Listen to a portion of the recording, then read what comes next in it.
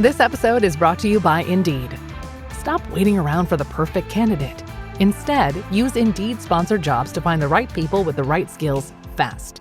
It's a simple way to make sure your listing is the first candidates see. According to Indeed data, sponsored jobs have 4 times more applicants than non-sponsored jobs. So go build your dream team today with Indeed. Get a $75 sponsored job credit at Indeed.com/podcast. Terms and conditions apply. Realize some of the greatest comebacks don't happen in stadiums or on pitches. At the time I was training 2-3 hours a day, 6 days a week. So One of the most extreme forms of life support. I agree with you 100%. I think boxing and combat sports in general is... Were you born into a boxing family? People who've decided to make the world a better place, and understanding why they chose to do that and what motivated them. Learning how to fail, but get back up again. You're not going to best everyone. Learn how to fail and get back up. Just continue to be a good person and have a positive impact on the people and the world around me.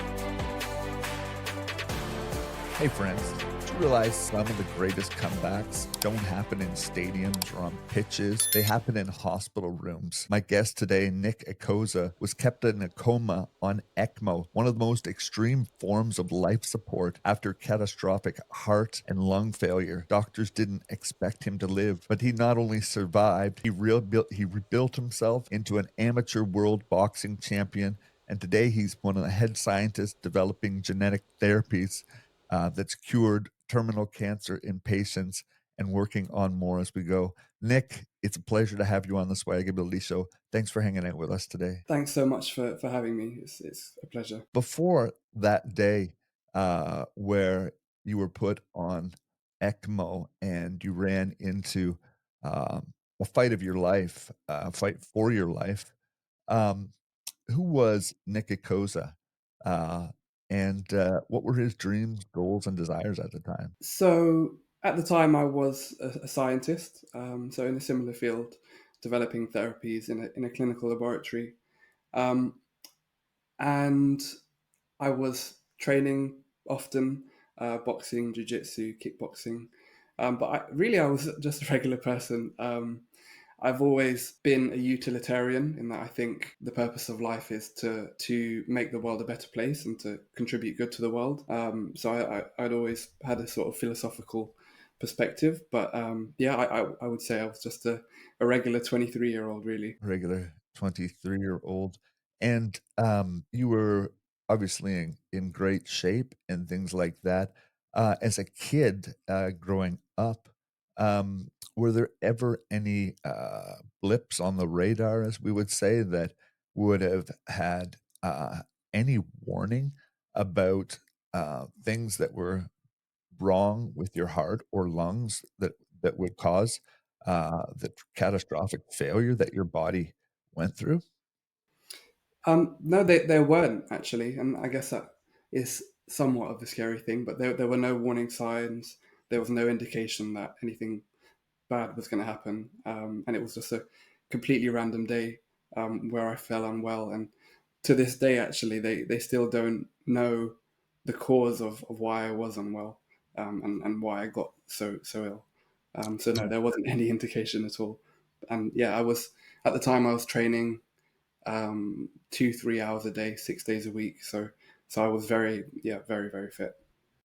Were you born into a boxing family, or was this type of utilitarian lifestyle that you're talking about?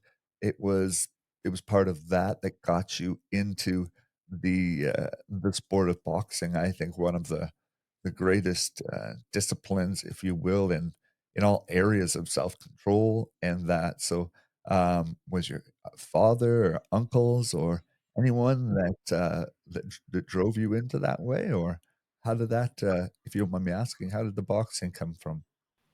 No, of course.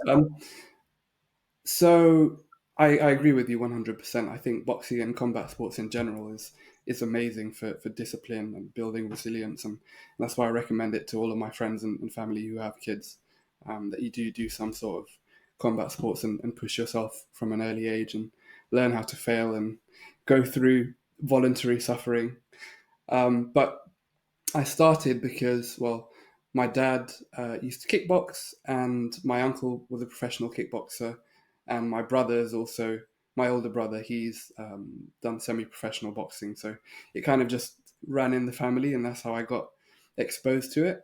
And when I started it, I just loved it, so I continued, and I felt like it was a good way for me to develop strength of character. It was one avenue that I could pursue to push myself. I think that's one of the things people don't fully understand the concept of. They see, you know, two men in a ring just, punching one another, but there's so much depth to it. And I don't think until you've actually tried it, experimented with it, looked at it. I say that someone sitting in a wheelchair, but having a grandfather that was a professional fighter in England and then coming over to Canada, uh, they lived with us for a bit, and I loved it. He would take me downstairs, after supper, and we would spend an hour of just disciplining the body, which it was difficult as a young man to learn, but it drove out, I think, laziness from me. It taught me meekness, power under control. And so, yeah, I think it's a great form of, like you said, also learning how to fail, but to get back up again. You're not going to best everyone on every day. And I think you're right. It's a great way to look at that. Um, I want to transition into, um, you know, what really has been the crux of your life. This story has been unbelievable, and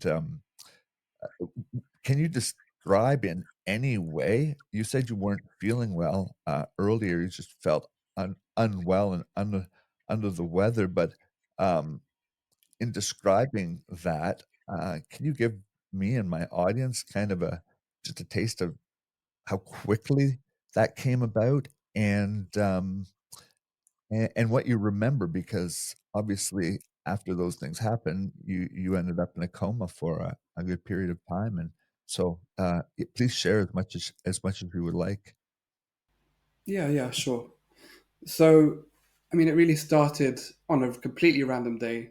I started to feel a bit ill, like flu-like symptoms, and I had a temperature. So I went to my GP, which is our doctor in the UK, um, and they told me, well, they gave me antibiotics, which didn't work, and then they told me to go to A&E. So I walked into A&E, and I had my blood taken. And after my blood test, a couple of doctors sat next to me, and they told me that well, they didn't want me to worry, so they told me my inflammation markers were high.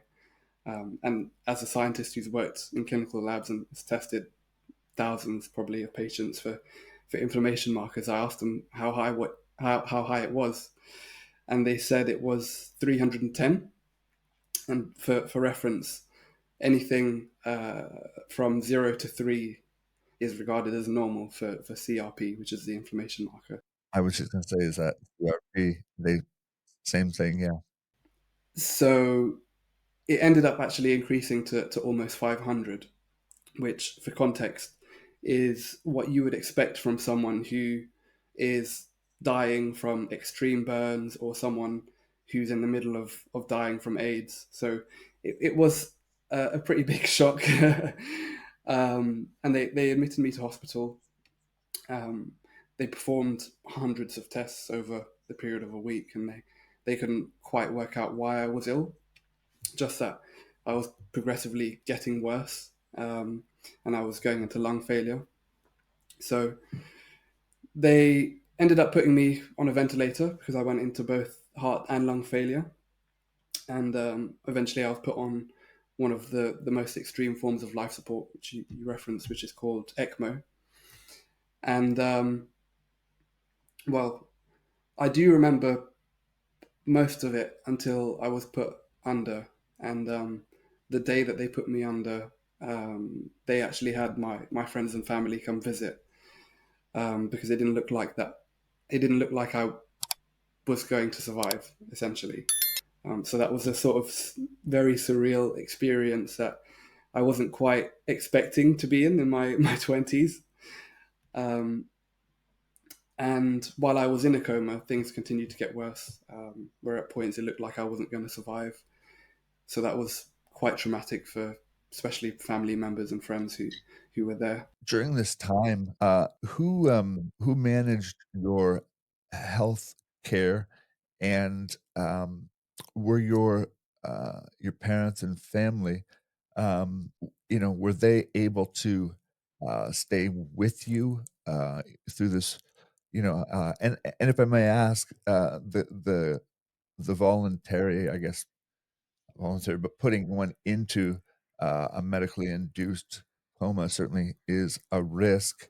Um, I just can't imagine the emotional toll, um, that that would take on a patient, but on family as well, because, to have no answers, and yet still watch a loved one, get worse, and, I just wonder, during that time, were they with you, and did the doctors sort of keep your care, keep them up to date on your care, and were they making medical decisions on your behalf?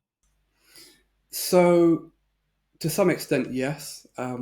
Both my parents have worked in the healthcare industry since before I was born. That's how they met, actually. So my dad was a nurse in critical care for over 30 years, and my mum was also a nurse as well. So they understood quite well what was going on. My godfather is a consultant doctor, and he came in and he looked over everything and made sure that the doctors were doing the right thing. Interestingly, when I first went in, my mum was with me, and they couldn't quite work out why I was ill, and they were considering sending me home so I can rest and recover there. And my mum really pushed for a scan of my lungs before they sent me home, and the lung scan revealed that I had almost no lung function. At which point they immediately transferred me into intensive care. So to some extent, I kind of owe my life to my mum for pushing for that scan, because who knows what would have happened if they had sent me home.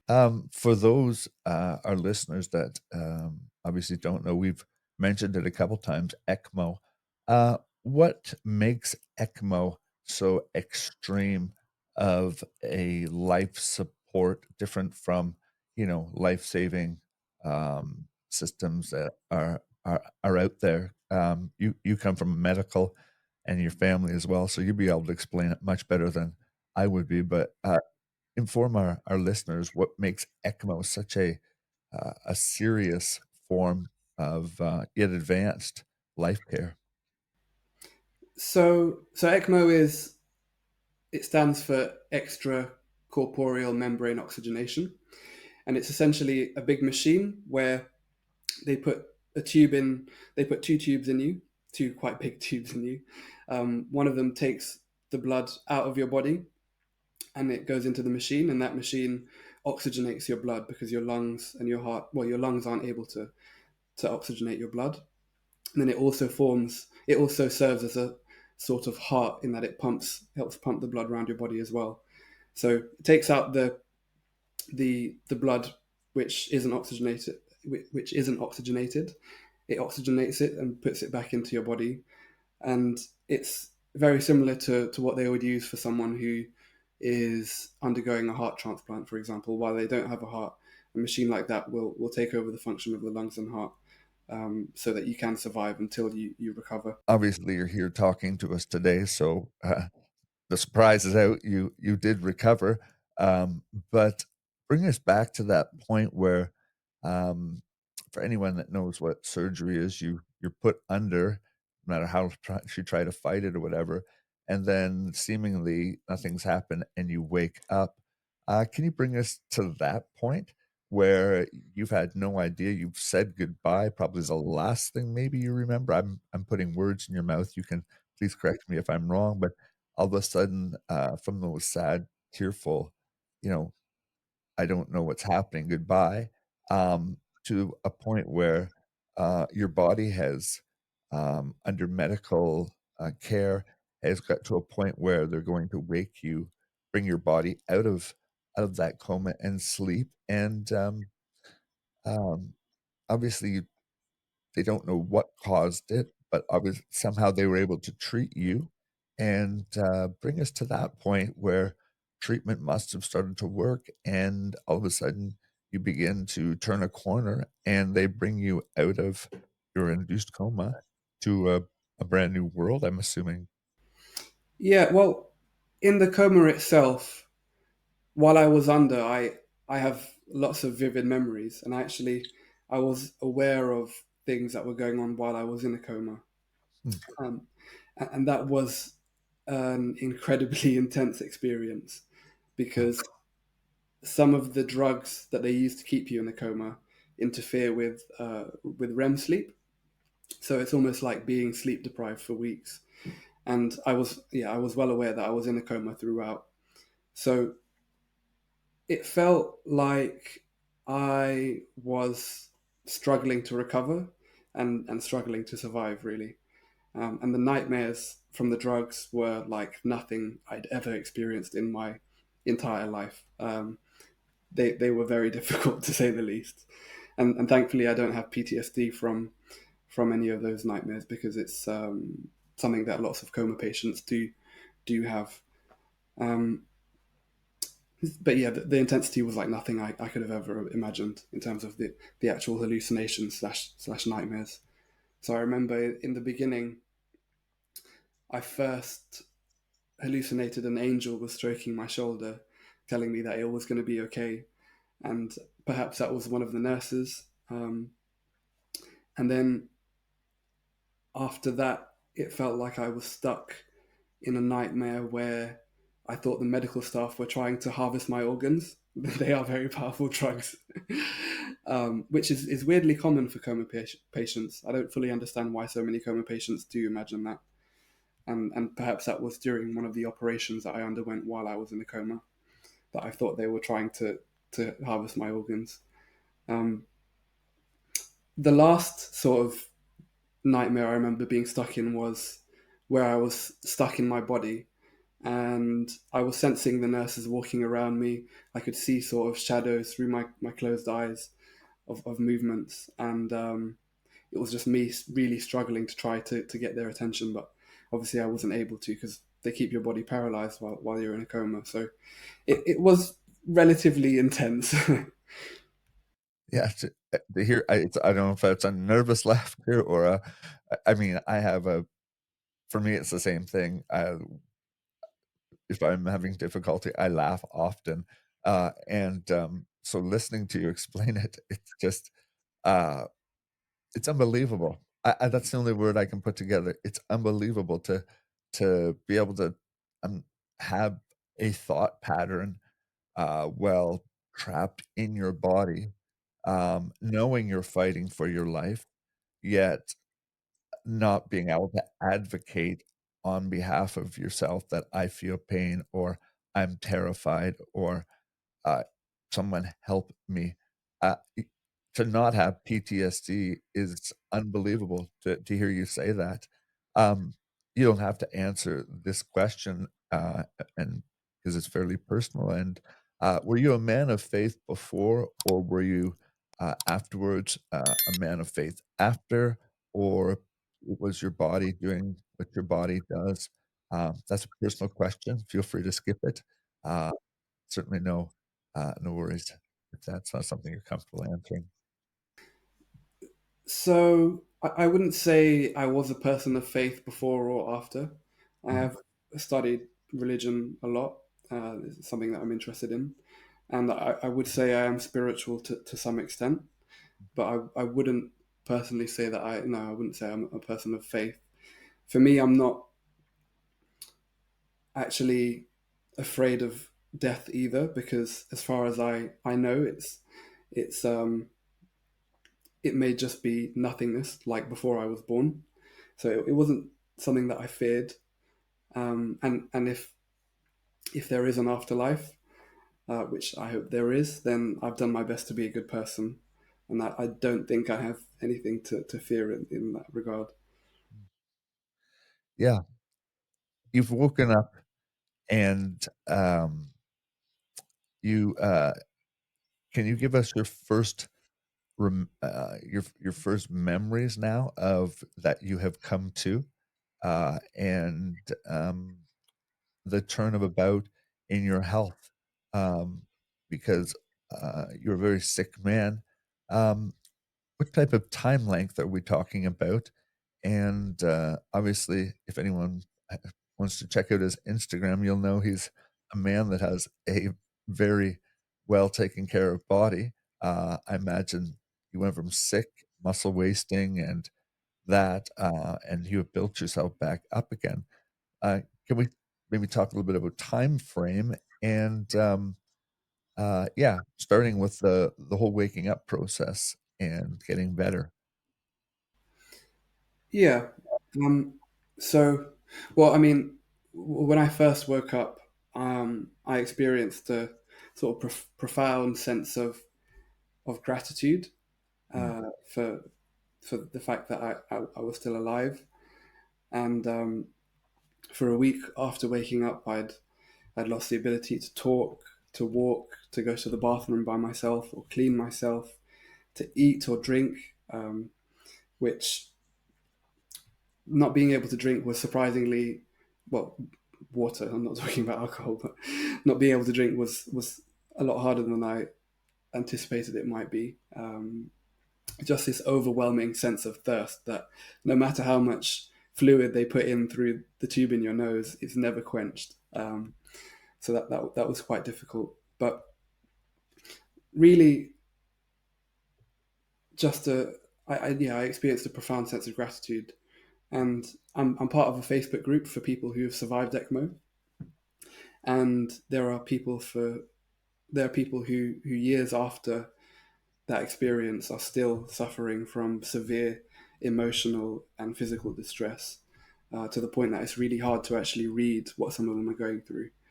And I'm just incredibly lucky to have fully recovered. It did take me about a year and a half, but to not have any complications, physical or mental, is something that I'm incredibly lucky to say.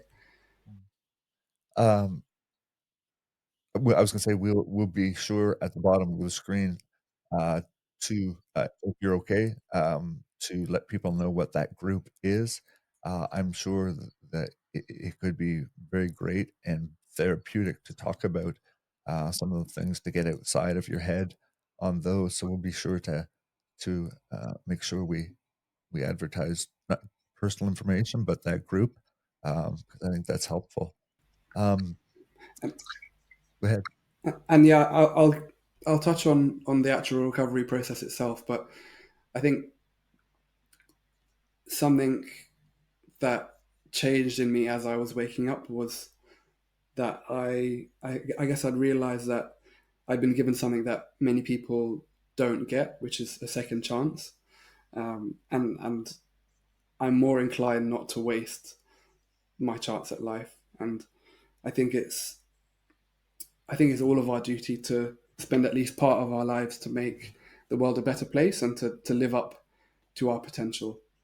And I think we owe it to the people who've come before us, who've actualized their potential to make the world we live in a better place, and that we should pay that forward to the people coming after us. Amen. Because yeah, our actions, we obviously don't live forever, but our actions ripple outwards. And Legacy is a big thing. Yeah, exactly, influence. You yeah. I think it's the biggest lie. I think you never influence anyone. You're always influencing someone, whether it's positive or negative, just walking around every day. You've influenced people multiple times in a day. Yeah, 100%. And I mean, there are many ways to have a positive influence on others, whether that's being a good scientist or a nurse or a plumber or a father or a son, or like what you're doing. If we take, for example, you, you've gone through more than almost anyone will have to go through. And you could have easily allowed yourself to fall into despair and And instead, what you've done is you found a way to, and I don't know specifically in your instance how you did this, but you found a way to use what you've gone through to make a positive difference in the world and in other people's lives. And I really believe that there are very, very few things that a person can do which is more beautiful than that. So your story is incredibly inspiring to see, and how you've chosen to respond to what happened to you is definitely massive inspiration. It means a lot coming from a man that knows how to fight for his own life, and then go on to after this fight and become a, an amateur world champion. Like, uh, can we skip to that chapter? It's been itching at me not to skip over the medical part, but uh, how do we go from a patient? Obviously you were interested in the sport before, but coming out after, was there any fear of that something I was doing before is going to cause this again? And if so, how did you push through that to becoming, you know, truly a world boxing champ? So for me, I I try to adhere to a philosophy called Stoicism. And one of the core principles of Stoicism is the dichotomy of control. So I I tend to focus on things that are in my control, and not things that are outside of my control. So that situation happening again is not something that I've worried about, because it's not in my control. I do my best to live a healthy life, and that's all that I can do, really. And what was the second part of your question? Sorry. Going from that into picking up the sport of boxing again, and not knowing if that had caused it, but you said this uh,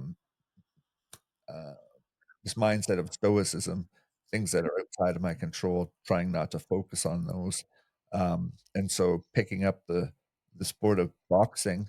Um, what type of training and time frame now goes into a body that has shut down, uh, you know, suspended life, if you'll have it, into now entering in this arena of training and building this machine of a body back up to where it can step into the ring and go on and win an amateur world champion.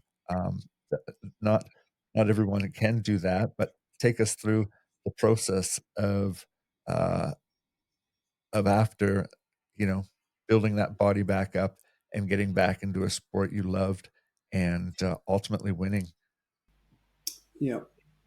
So when I woke up, it was essentially like being reborn into an extremely physically weak version of myself. And I had to sit down with a therapist and learn how to eat again, because the valve which controls whether food goes into your esophagus or your windpipe, that was damaged.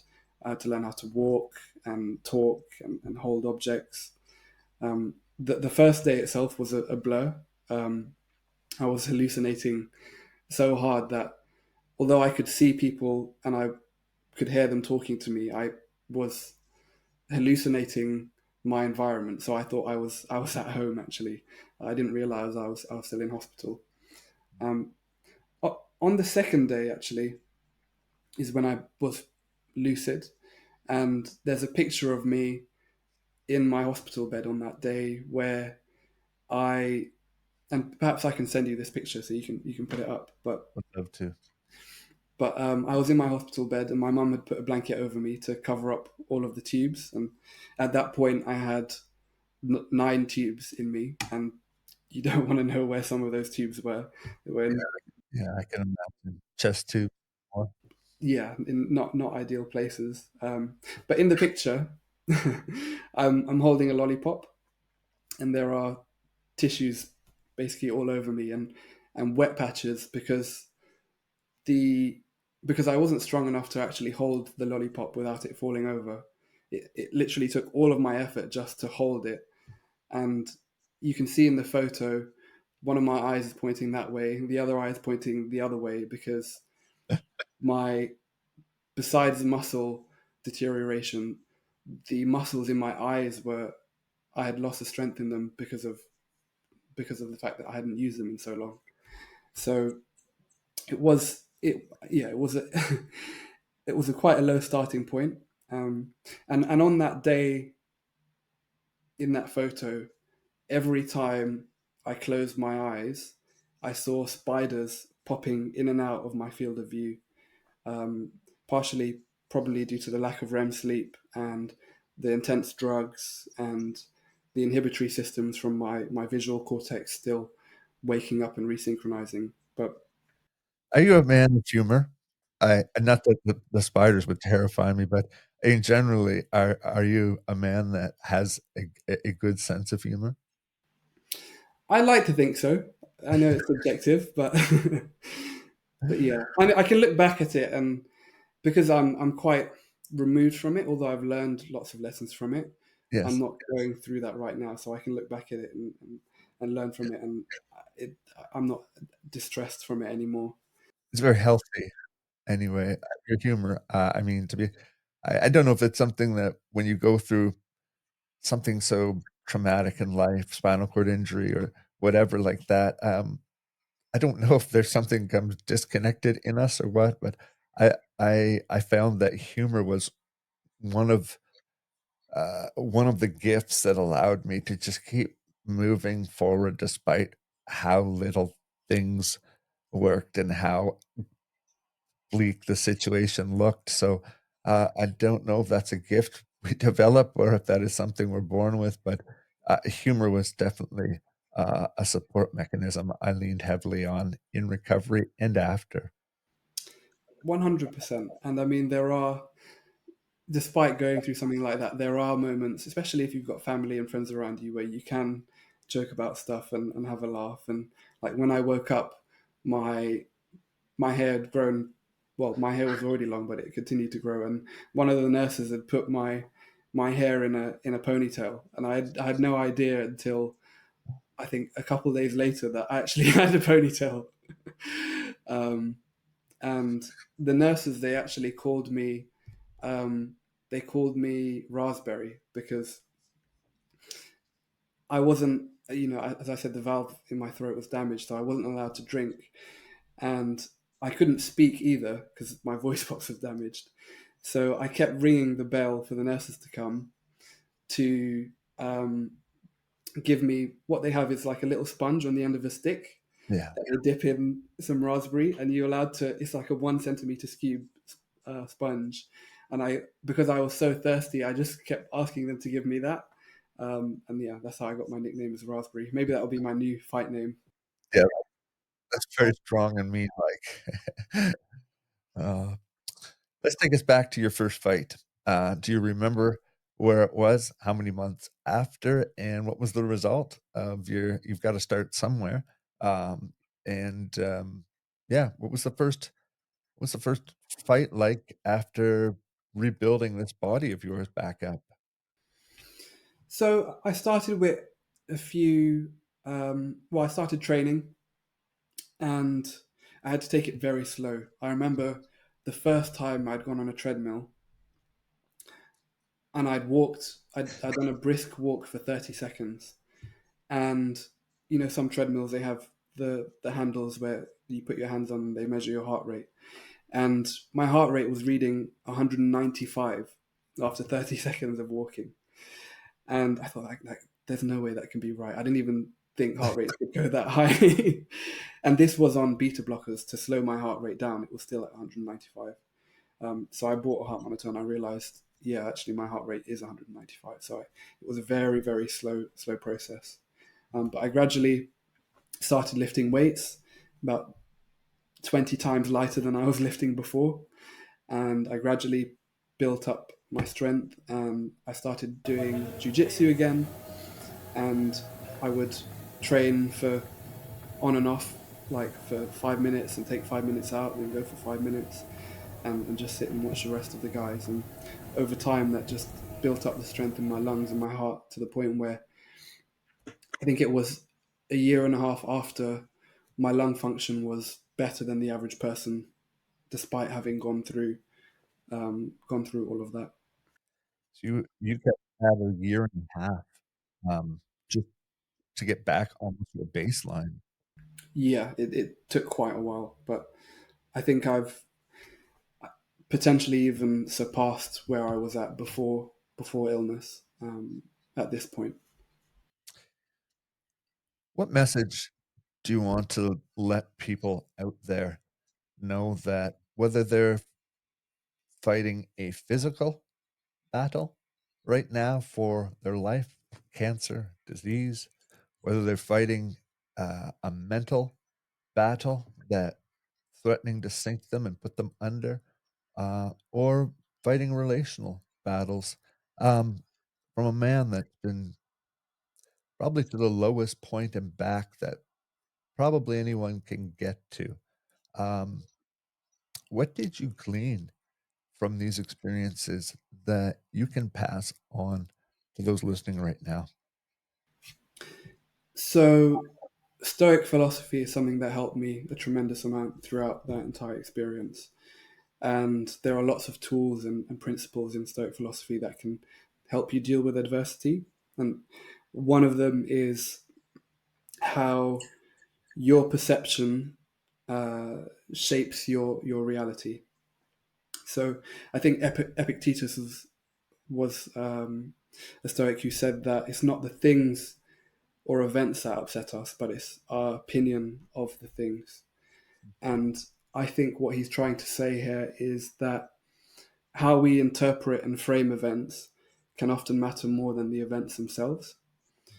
So if we can change our perspective of an event, we can change our experience of it.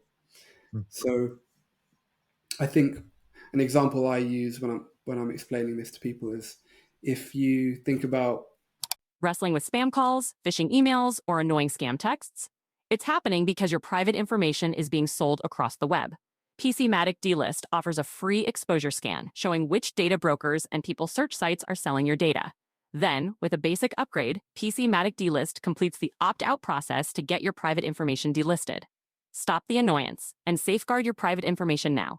Visit www.pcmatic.com today. when you go to the gym and you have your body's aching the next day from a hard workout, and those aches might make you feel proud or even energized. However, you can take that exact same stimulus, which is the body aches, and if you frame it in the context of an illness, that exact same feeling can make you feel depressed or heavy.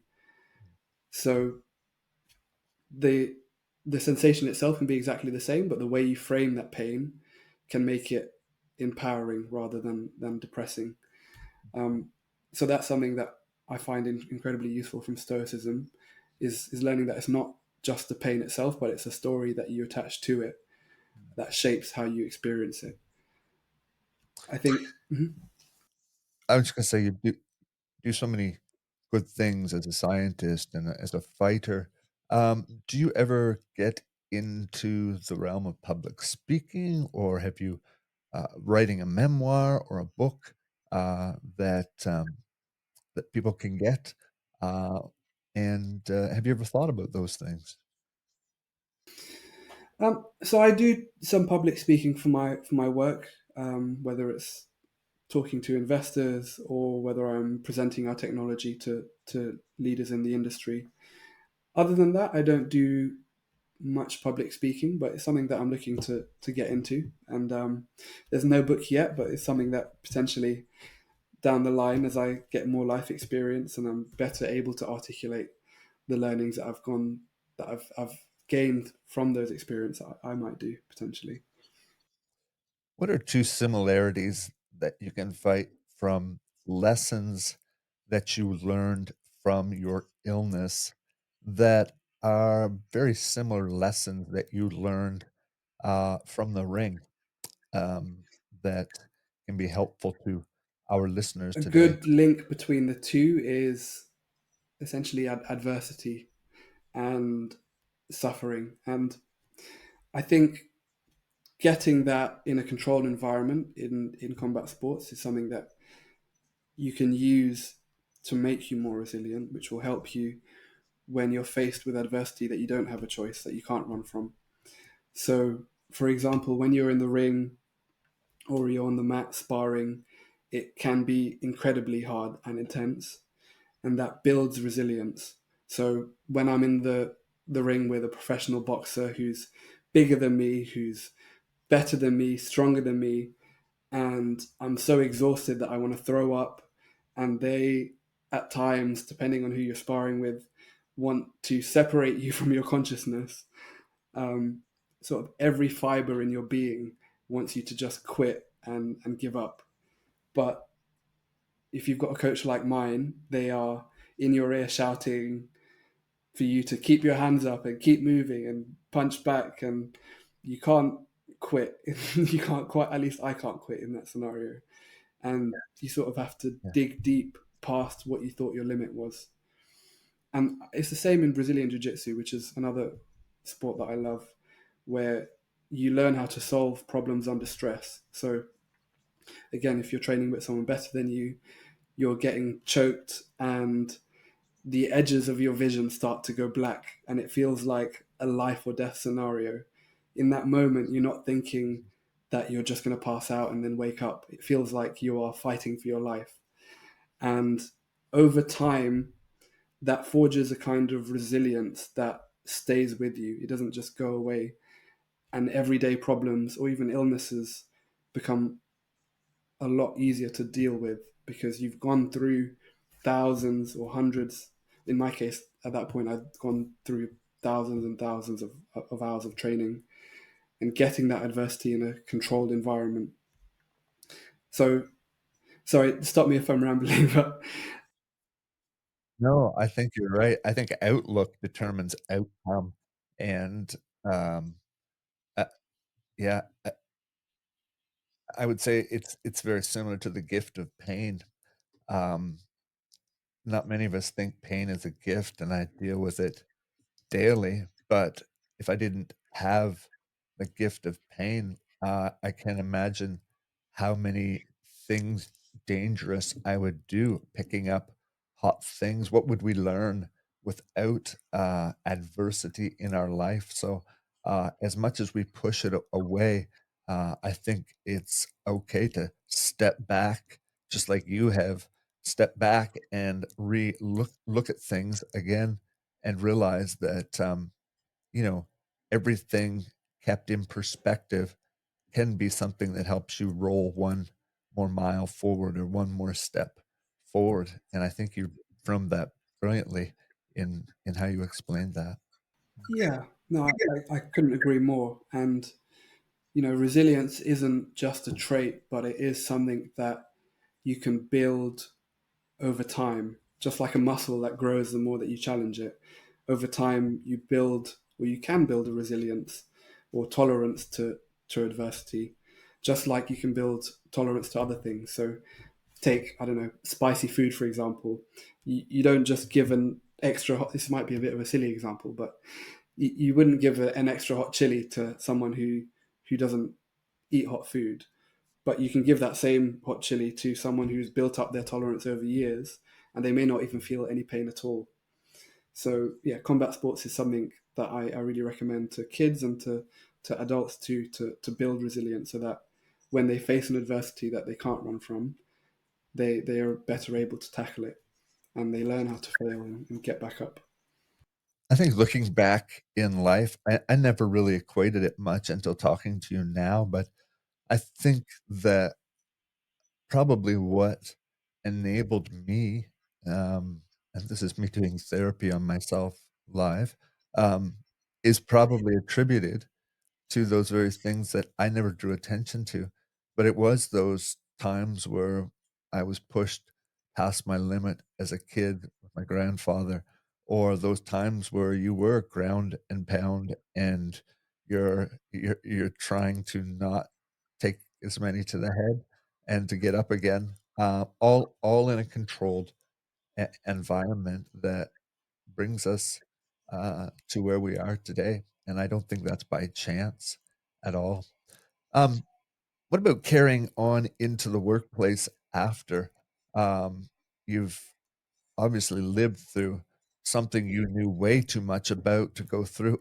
In my feeling, I mean, I can't imagine knowing so much medically and then going through it, and I wouldn't want to know any of it. But secondly, afterwards, taking the discipline to rebuild your body um, in the stoicism, and then getting back into a line of work where um, you're developing things and working on things every day um, to the uh, to the better of people that will eventually, get these trials and things like that.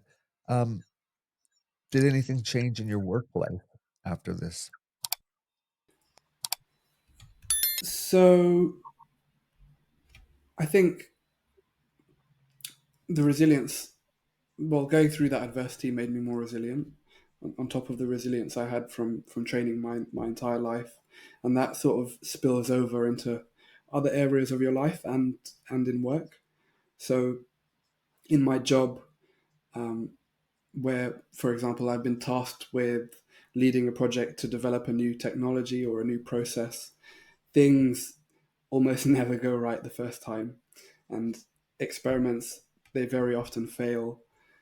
And you have tight deadlines. And in my job, for example, I work in a startup. So if we don't meet our deadlines before, if we don't meet our deadlines and finish developing our technology before we run out of money, then we all lose our jobs. So the ability to stay calm and solve problems under stress, for me, has been invaluable, and not being deterred um, while going through a rough patch, and staying focused on finding a viable solution. What inspired you to get into the work of cancer therapy specifically? Was there anything from your past or in your families, or was this something that seems like the unsurmountable disease that's killing millions, and you wanted your shot at that as well? Any reason why cancer therapy specifically? Well, when I think about it, my life was saved by science, essentially. And if not for cutting edge medical technology, then I just simply wouldn't be here. So when I recovered, I felt a profound sense of debt and purpose, and I knew that I wanted to be a part of that miracle for other people. In short, I was inspired to pay that forward. Um, I think it also comes from my philosophical views, in that I think the meaning of life is to make life worth living for the greatest number of people. And one of the many ways you can do that is through your job, and in my case, through developing therapies. Is there any project that you're most proud of that is making differences in the field today? I don't know, as a scientist and that, what you're allowed to divulge, and so I don't want to push into those areas, but are there things that you've been a part of a team on that have had that are changing lives today that you can say, "You know what? I was part of that, and I'm proud in a happy way that I was given that opportunity." For sure, for sure. What In my last job, I was part of a project which I wasn't leading, but I was an integral part of a project where we, as a company, ended up saving dozens of lives. So I was responsible for genetically engineering cells from a terminal patient. So cancer patients who had tried every other therapy and they were still terminal, they would be admitted into our clinical trial, and they would have hundreds of millions of cells taken from their blood, and that would be sent from the hospital to me, and then I would genetically engineer them and activate them and use different cell signaling molecules to engineer those cells from the patient into cells that could target the cancer that they had. And being a part of that project and seeing the impact that it had, the fact that those patients got to spend more time with their families and their children and their grandchildren. And obviously, I'm not allowed to know the personal details of or names of the patients, but hearing from the doctors that this many patients had a successful treatment, and knowing that some of those people may have been doctors, or they may have been great parents, and they would have continued to have a positive impact. That's something that I'm incredibly proud of, and yeah, that's something that I'm definitely proud of being part of. Two more before I let you go, if you're okay with that. Um, what's next for you, professionally, and personally, do you think that you would like to accomplish? So it's a short one, but I think next for me is just to continue to challenge myself, continue to progress my career in biotechnology, and just continue to be a good person and have a positive impact on the people and the world around me.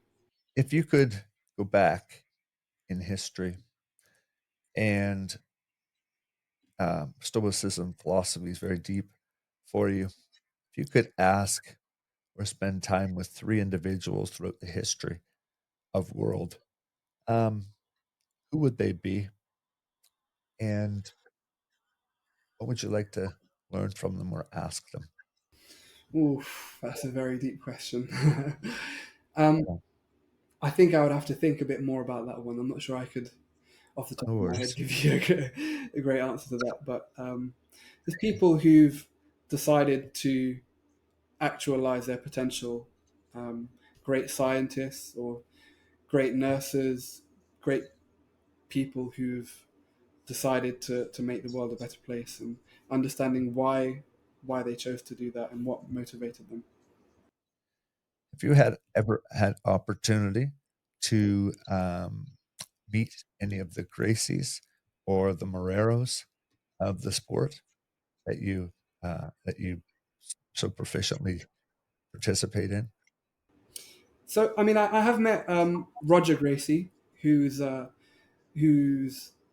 regarded as one of the best jiu-jitsu athletes of all time, and he was cross training in wrestling. So, his wrestling trainer was also my wrestling trainer, and so I met him that way, and I didn't realize at the time because it was just at the beginning of my martial arts, well, my jiu-jitsu journey. I didn't realize who he was, so I was just sitting having a drink with him, and I didn't actually realize. But I think that's the only famous person that I've actually had a chance to meet in combat. Well, to sit down and talk to in combat sports.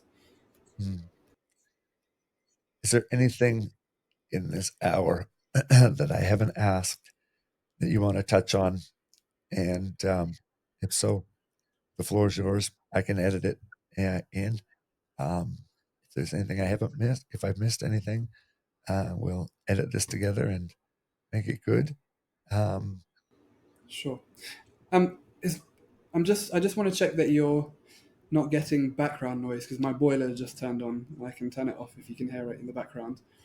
it's a little bit, but nothing that editing can't take out. Okay, cool. So I guess I wanted to touch on maybe. Do you have 5 or 10 minutes? Actually, Oh, absolutely. Yeah. so I wanted to touch on a few, maybe a couple of Stoic principles that I think might be helpful to your listeners, Okay. and maybe some advice that I would give to someone who's trying to recover and rebuild now. Perfect. Yeah. I can frame those up right now then. Okay. Ready for that? All right. You've mentioned quite a few times in our journey throughout this interview stoicism and principles that you've relied heavily on.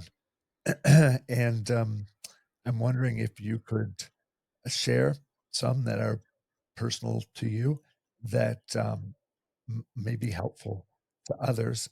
And before we close the interview, give our listeners some advice as well that you want to pass on. So let's take the first one there, stoicism and some principles. And you're a studied man. Um, to our listener out there, what are some principles that you think would be very helpful in their time of need? So something that you also touched on actually is loving your fate, or amor fati, which is a cringy tattoo I've got on my arm. And that, yeah, as I said, translates to love your fate.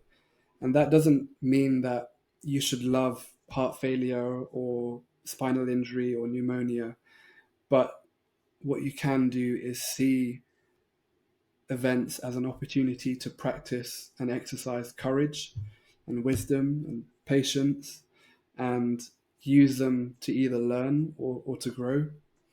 Because I'm not sure that I've ever met anyone with a strong mind who hasn't been through adversity or challenge. And in fact, I think people who don't face any challenge in life can often develop a fragile mind. So one, Yeah, that's very yeah, sorry, go on. I said that's yeah, that's deep, but simplistic at the same time. Yeah, there's gotta be more. Go ahead. Yeah, I think it's about appreciating and being grateful for the good parts of your life. Being critically ill really opened my eyes up to how much I was loved and cared for. For example, like the amount of people that turned up, um, the amount of friends and family who care so deeply about me, and the fact that I have those people for me doesn't negate or invalidate the things or feelings that I went through, but being grateful for the positive aspects in your life can make a situation easier to deal with, in my opinion. And I think reflecting on the fact that there are so many people around the world who would give an arm or a leg to live the lives that we lead Yeah. can reflecting on that can help. We live in the 1% of the 1%, and we don't even give a thought to, you know, the majority of the world lives trying to figure out how we're gonna solve the problem of, you know, hunger today and where am I gonna get clean water. I mean, we have the best of the best, but sometimes find ourselves complaining the most. I agree with you 100%. Absolutely. And in terms of advice to someone who's going through something difficult now, from what I've learned, I would say to be patient, um, take things one step at a time. I think life's beauty is rarely something that you just stumble upon. It's something that you build over time, and transformation or recovery, yeah, as I said, is rarely something that happens in a single moment. It's something that's forged through small, deliberate steps and habits that you repeat until they become who you are as a person. And something I heard actually just yesterday on Instagram. I should probably go on Instagram less, but I heard a motivational speaker called Vin speaking, and he brought up an interesting concept, which was not judging. The way he framed it was that you shouldn't judge a book by its first chapter. So lots of people quit at chapter one, and they don't allow themselves to evolve to chapter seven, but they don't realize that in chapter seven is where things start to get good, and chapter 14 is where things are just incredible. And I think the point of that is to say, don't quit now because things are looking rough. Like the rain, I don't remember the phrase. Rain doesn't pour on one house forever, or like these things, they don't last forever. And just I'd emphasize persistence and the fact that even when you're failing, you make progress. Wise, wise words from a young man that has lived life to its deepest pits, yet seems to live it to its fullest potential. Uh, Nick Akosa, everyone. Um, Nick, it's been a pleasure having you on the SwagAbility Show. I hope this isn't the first time. I'd love to check in months down the road to visit this again and learn so much more. 45 minutes to 50 minutes is just enough to get acquainted, but there's so much more we can learn. Thank you for dropping by the SwagAbility Show and for encouraging so many people that need encouraging today.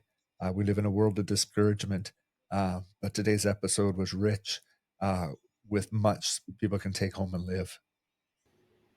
Thank you so much for having me. And again, I think what you're doing is incredibly inspirational and beautiful. Taking what you've been through and turning it into something good is an incredibly beautiful thing. And I'm proud to be a small part of that. Well, I don't know who said it or if we made it up. I've always claimed if I can't remember, I take ownership of it. But we've determined in our life that we're not going to waste our scars. And if that is being able to help one person by doing a podcast with someone else that sheds so much greater light on that, then uh, there's a part of me that feels better than how I woke up this morning. And it's been a real pleasure. So I wish you nothing but the best in all aspects, whether it's martial arts, boxing, and your career.